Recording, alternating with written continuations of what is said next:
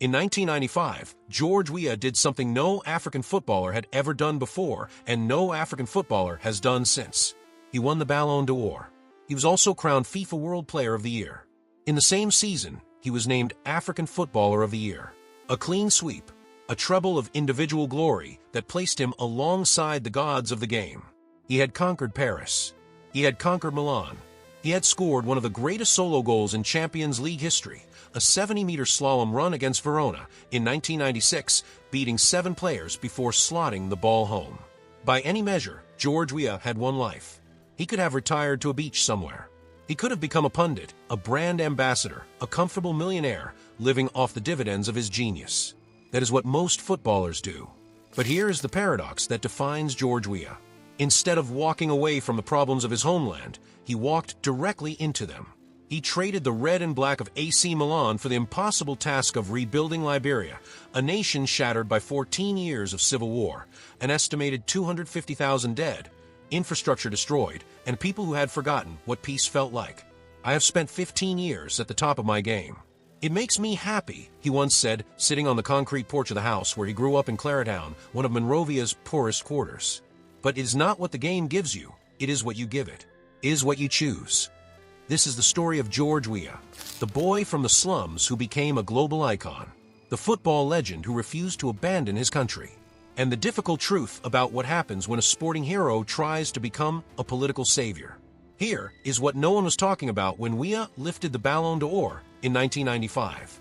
He grew up in a battered mass of nailed planks and rusting corrugated iron.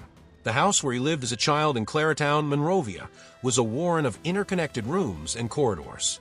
The only way to distinguish it from the houses all around was to look for where the wooden walls stopped and the concrete walls, built with his football millions, started.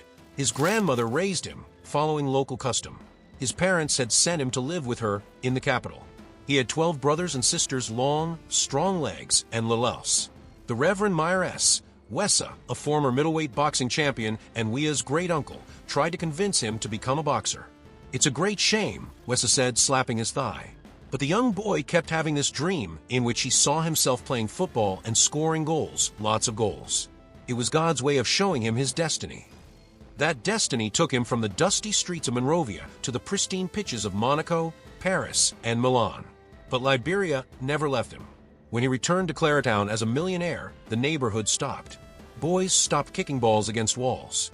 Men stopped playing drafts. Everyone looked up. A whisper spread. George Weah is coming home. He strode into the courtyard wearing a black Versace t-shirt and shades, a gold chain on one wrist, a cheap set of beads on the other. The porch filled rapidly with relatives, neighbors, passers-by, fans, goggling children, old friends. The crowd was 5 deep outside and stretched down the lane to where he had parked his Porsche Boxster, registration, for me only. But even as he sat there, surrounded by adulation, he knew. The country he loved was a disaster. Later that week, he launched a UNICEF football tournament for children, a project aimed at raising awareness of polio and HIV/AIDS in Liberia. But the scale of the crisis dwarfed any single initiative. The war had killed an estimated 150,000 people and left millions more homeless. The average life expectancy was 55. 80% of the 2.5 million people lived below the poverty line. Most of the country had no health care, no schools, no roads. And Weah, the boy who had escaped, could not stop looking back. To understand why Weah felt compelled to return, you have to understand the hell that Liberia had become. Between 1989 and 2003, back-to-back civil wars tore the country apart. An estimated 250,000 people died, in a nation of fewer than 3 million at the time. There were no winners, only survivors. Charles Taylor, the warlord who became president, was later convicted of war crimes by The Hague. His reign of terror left scars that may take generations to heal. Weah had watched from afar, from Monaco, from Milan, from the podiums where he collected golden balls. And the guilt never left him. "I come from a poor family," he said. "I do what I can." By the time he retired from football in 2002, he had decided. He would not become a pundit. He would not become a brand ambassador. He would run for president. His first attempt in 2005 failed. He lost to Ellen Johnson Sirleaf, Africa's first elected female head of state. But Weah did not disappear. He ran again in 2011 as vice presidential candidate. He lost again. Most people would have given up. The political establishment in Liberia was a closed shop. Weah had no experience, no political network, no governing credentials, but he had something else. He had the love of the people. In 2014, he was elected to the Senate. 3 years later, on December 26, 2017, Boxing Day, he achieved what had seemed impossible. George Weah, the boy from the slums of Claretown, was elected president of Liberia. My fellow Liberians, I deeply feel the emotion of all the nation. I measure the importance and the responsibility of the immense task which I embrace today. Change is on, he said on Twitter. The world celebrated. Emmanuel Macron sent congratulations. Paris Saint-Germain, his former club, tweeted, "We knew George Weah way before he became president-elect of Liberia." It was a fairy tale, a Hollywood script, the footballer who became president. But fairy tales have a way of colliding with reality. Let me take you back to the moment that shaped Weah's understanding of power, and it has nothing to do with a football pitch. Different people have different priorities, he said when asked why he spent so much time on charity work. But the truth was more complicated. He had seen what happened when leaders abandoned their people. He had watched from Europe as Liberia burned, and he had decided that if he ever had the chance, he would try to fix it. His first term as president, 2018 to 2024, was marked by high hopes and difficult realities. The expectations were impossible.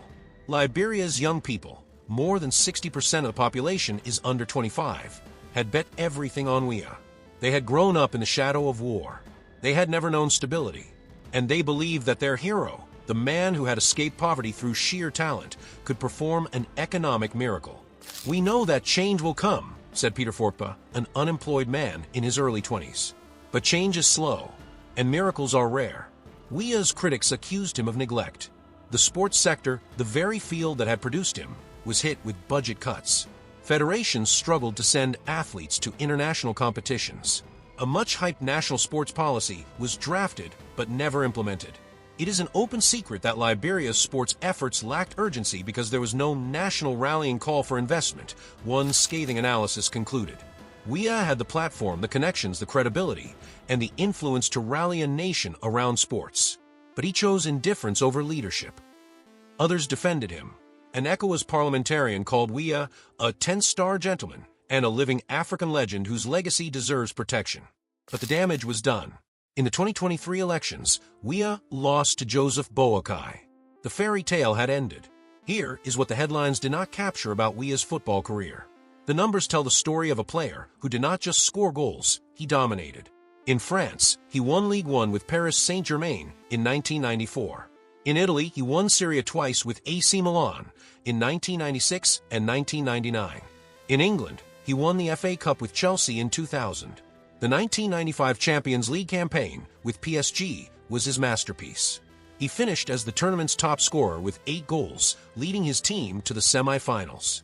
But the moment that still brings fans to their feet happened in 1996 in the red and black of Milan. Against Verona, Weah collected the ball deep inside his own half. He started running. 1 defender, 2, 3, 4, 5, 6, 7.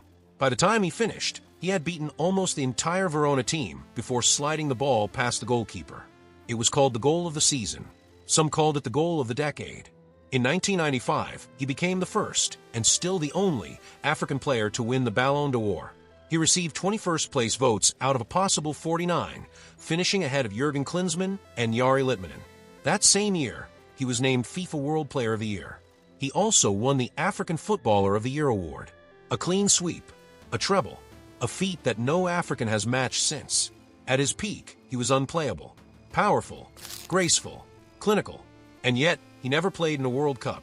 Liberia was never good enough to qualify. Weah paid for the team's expenses. He covered travel costs, hotel bills, even player wages. He dragged his country as far as he could, but it was never enough.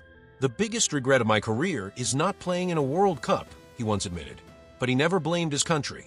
He blamed himself. This is where the story turns from hero to human.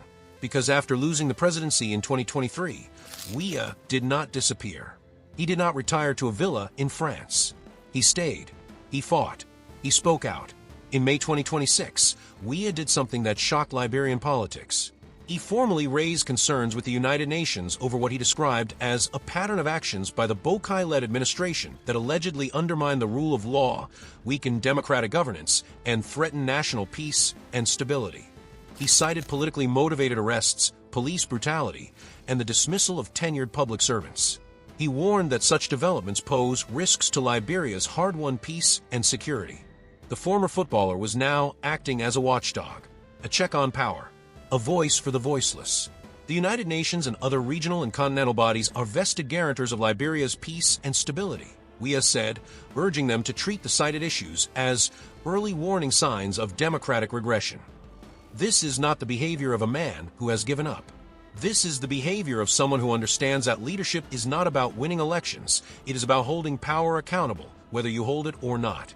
The former president of Liberia had become the conscience of his nation. So where does George Weah stand today? He is 59 years old. He is still one of the most recognizable figures in African history. He is still the only African to have won the Ballon d'Or.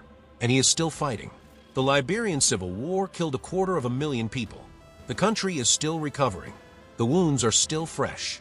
The youth, more than 60% of the population, are still waiting for the opportunities they were promised. Weah's presidency was not the miracle that many had hoped for. His critics say he failed to deliver on sports development. His supporters say he stabilized a fragile democracy and oversaw a peaceful transfer of power, no small achievement in a region where coups have become common. Since 2020, at least 8 coup attempts have occurred across West Africa. Liberia, under Weah's watch, avoided that fate. Liberia is an example for West Africa, the ECOWAS parliamentarian said. Your people are humble, peaceful, and united. This unity has preserved peace for more than 10 years, and that is not accidental. Weah's legacy, like the man himself, is complicated. He was not a perfect president. He may not have been a great one, but he was something rare, a leader who chose the hardest path, not the easiest one. Here is what I want you to take away from this story. George Weah could have been a footnote, a highlight reel, a name on a trophy. Instead, he chose to be something more. I have spent 15 years at the top of my game, he said, sitting on that concrete porch in Clarendon, surrounded by the people who had known him before he was famous. It makes me happy. I love the game. I love scoring goals. But I have always taken it seriously. It is not what the game gives you, it is what you give it. He gave Liberia everything he had.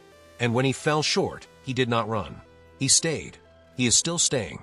The boy who dreamed of football greatness on the streets of Monrovia became a Ballon d'Or winner. The Ballon d'Or winner became a senator. The senator became president. The president lost re-election. And the former president is now a voice for democracy. This is not straight line. This is not a fairy tale. This is a human story. And perhaps that is the most important thing to remember about George Weah. He is not a saint. He is not a miracle worker. He is a man who refused to forget where he came from. Everyone has their destiny, he said, but you have to make use of the opportunities. He made use of his. Now the question is whether Liberia can make use of his legacy, and whether the next generation of leaders will learn from both his triumphs and his failures. So here's my question to you. Was George Weah right to trade the comfort of retirement for the chaos of politics? Does his complicated presidential legacy diminish his football greatness, or make it even more meaningful? I would love to hear your thoughts in the comments. If you enjoyed this deep dive into one of football's most extraordinary lives, a man who conquered the world and then tried to save his country, subscribe to the channel for more stories from the beautiful game. Thanks for watching. See you in the next one.